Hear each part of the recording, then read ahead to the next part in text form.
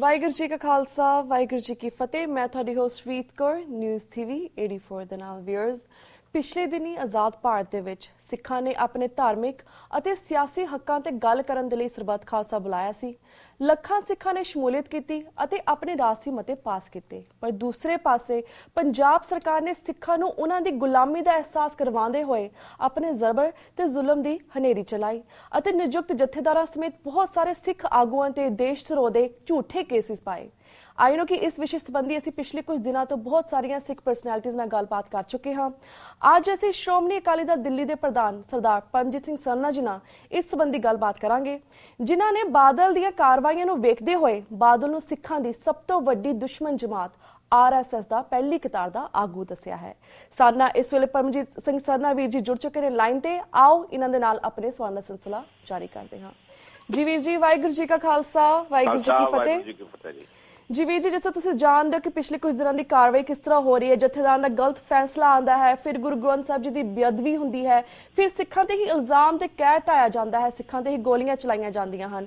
जो सरबत खालसा बुलाया गया उस तो बाद बादल सरकार ने बेकसूर सिखां ते देश तो झूठे केसिस भी पा दिते। सब तो पहले तो तुहानूं यही जानना चाहांगे कि बादल ने इसदा जबर ते जुलम बारे तुसीं साडे दर्शकां नूं अज की कहना चाहोगे?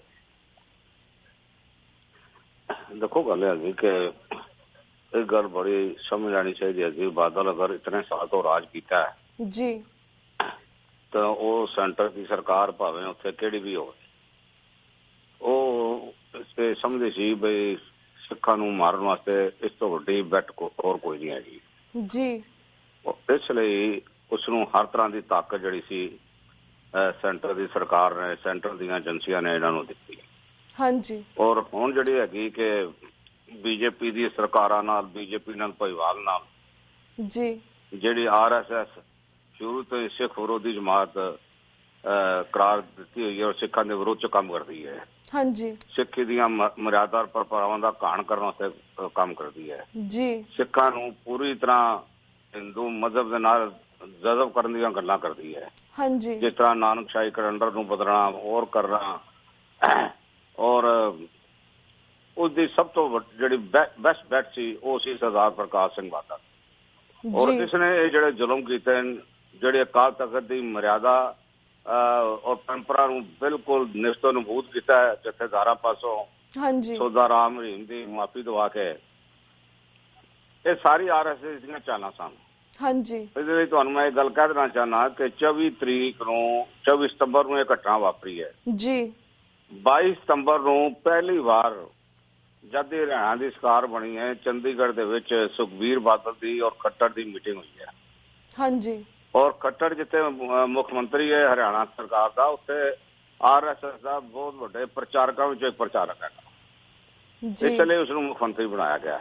हाँ जी। और उस राही मुख्यमंत्री राही RSS ने सुखबीर सिंह बादल नूं सुनिया देता सी जी बई जिहड़े साडे काम हन वो तुसीं हाले कर नहीं रहे हो, तो ये काम करना है।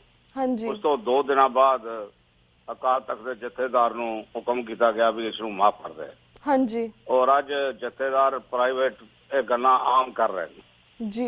अगर तुहानूं याद होवे ते अपना भाई गुरमुख सिंह ने कहा सी वक्त आण ते मैं पड़दे लावांगा। हाँ जी। पर उन्हां च हाले हिम्मत नहीं है। हाँ जी। मेरा कहण तो मुराद है कि जिहड़े भी काम होए हन उस सेंट्रल दी सरकार दे RSS के इशारे ते प्रकाश सिंह बादल और सुखबीर सिंह बादल ने कीते जी।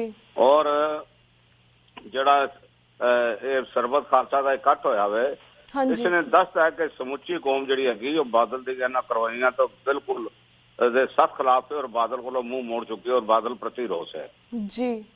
उस तो बाद कई वाद विवाद वाली गल्लां हैगियां, पर मैं एक गल कहना चाहना वा उसदे विच किहड़ी गल होई सी जिहदे करके इन्हां ने जिहड़े नवे इन्हां ने जथेदार मान साहब ने भाई मोहकम सिंह ने थापे ने उन्होंने किहड़ी गल कीती है जिहदे अधीन तुसीं 157 का मुकदमा कर दिता है। हाँ जी। 157 का ते मुकदमा याद उन्होंने उत्तों जाण ही ना देंदे, उत्थे किहदे लई खतरा सी मैनूं दस्सिया जाए जी। पूरा 1.5 महीना ये एजिटेशन बड़े जोर शोर नाल चली हैगी, पौने 2 महीने।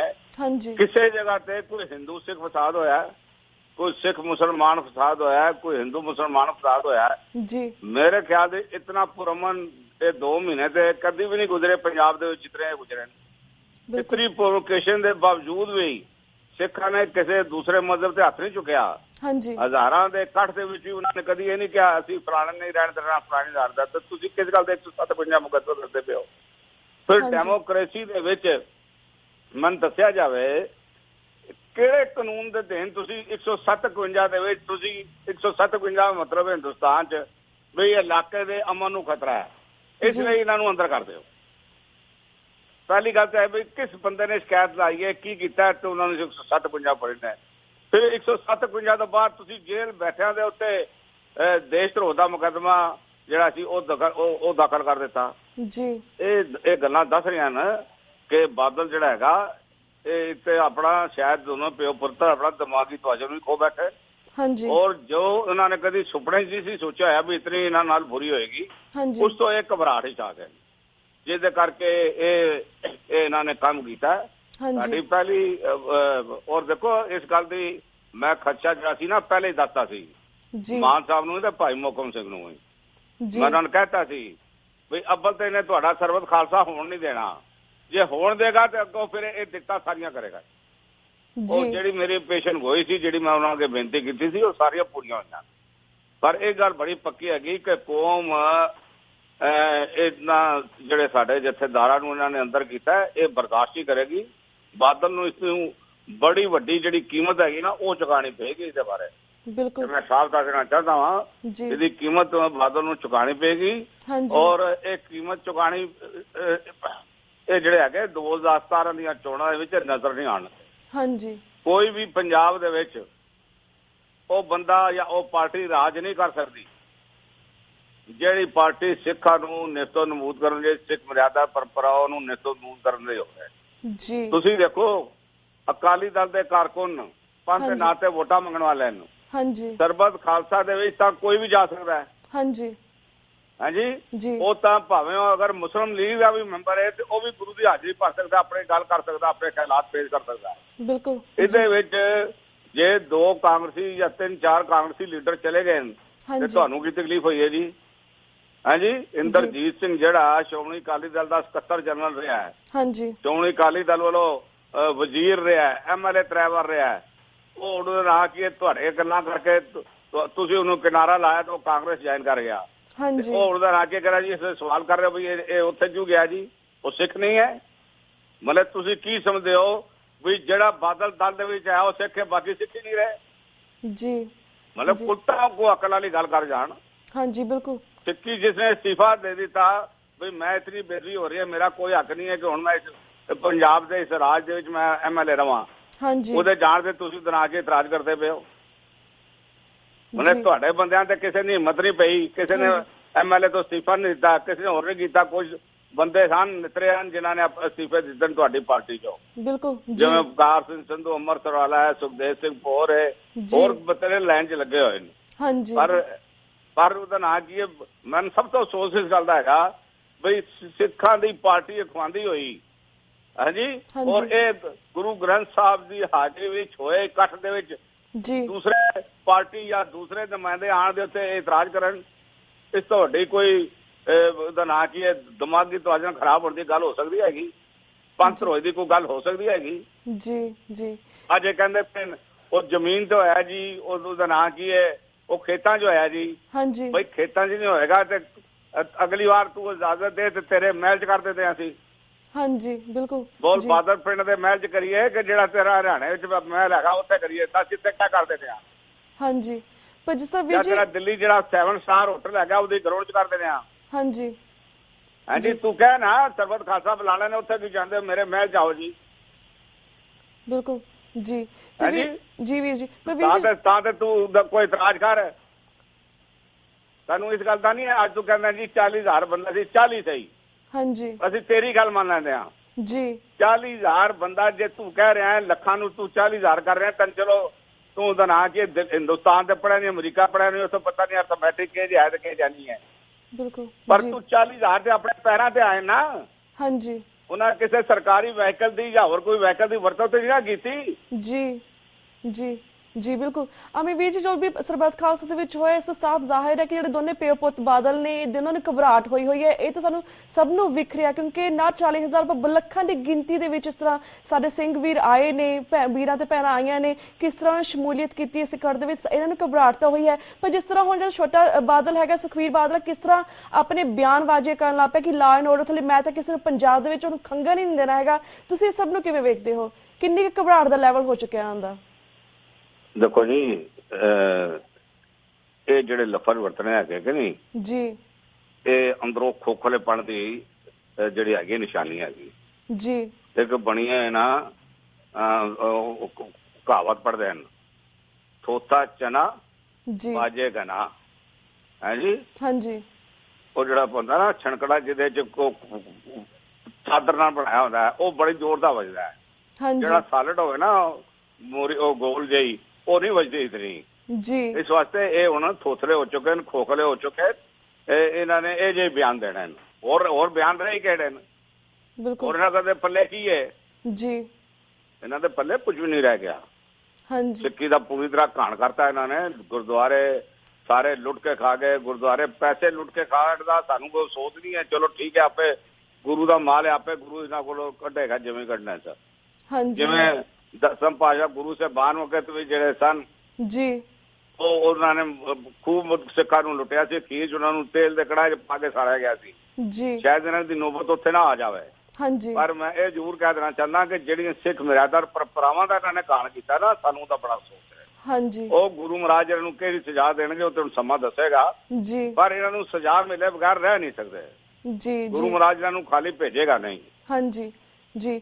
ਅਮਰਵੀਰ ਜੀ, ਸਾਰੇ ਅਸੀਂ ਹੁਣ ਸਿੱਖ ਕਮਿਊਨਿਟੀ ਇੱਕ ਪਲੇਟਫਾਰਮ ਤੇ ਇਕੱਠੀ ਹੋਈ ਸੀਗੀ ਸਰਬੱਤ ਖਾਲਸਾ ਦੇ ਵਿੱਚ, ਅਸੀਂ ਸਾਰੇ ਹੁਣ ਇਕੱਠੇ ਆ। ਪਰ ਜਿਸ ਤਰ੍ਹਾਂ ਕਾਫੀ ਸਾਰੇ ਸਾਡੇ ਵੀਰ ਨੇ, ਉਹਨਾਂ ਨੇ ਝੂਠੇ ਕੇਸਿਸ ਪਾਏ ਨੇ ਦੇਸ਼ ਧਰੋਹ ਦੇ। ਪਰ ਨਾ ਸਾਨੂੰ ਕੀ ਕਰਨ ਦੀ ਜ਼ਰੂਰਤ ਹੈ ਕਿ ਆਉਣ ਵਾਲੇ ਦਿਨਾਂ ਦੇ ਵਿੱਚ ਸਪੈਸ਼ਲੀ ਤੁਹਾਡੇ ਵੱਲੋਂ ਕਿਸ ਤਰ੍ਹਾਂ ਦੇ ਉਪਰਾਲੇ ਕੀਤੇ ਜਾਣਗੇ ਤਾਂ ਕਿ ਅਸੀਂ ਆਪਣੇ ਜਿਹੜੇ ਵੀਰ ਨੇ, ਇਹਨਾਂ ਝੂਠੇ ਕੇਸਿਸ ਪਾਏ ਗਏ ਨੇ, ਉਹਨਾਂ ਨੂੰ ਕਿਸ ਤਰ੍ਹਾਂ ਸੋਲਵ ਕਰ ਸਕੀਏ? ਸਾਨੂੰ ਸਾਰਿਆਂ ਨੂੰ ਕੀ ਕਰਨ ਦੀ ਲੋੜ ਹੈ ਹੁਣ ਇਸ ਵੇਲੇ? ਦੇਖੋ, ਗੱਲ ਹੈਗੀ ਜੀ, ਅਸੀਂ ਸੈਂਟਰ ਸਰਕਾਰ ਨੂੰ ਮਿਲਣ ਦੀ ਗੱਲ ਕੀਤੀ ਹੈਗੀ ਦੁਬਾਰਾ। ਓਕੇ ਜੀ।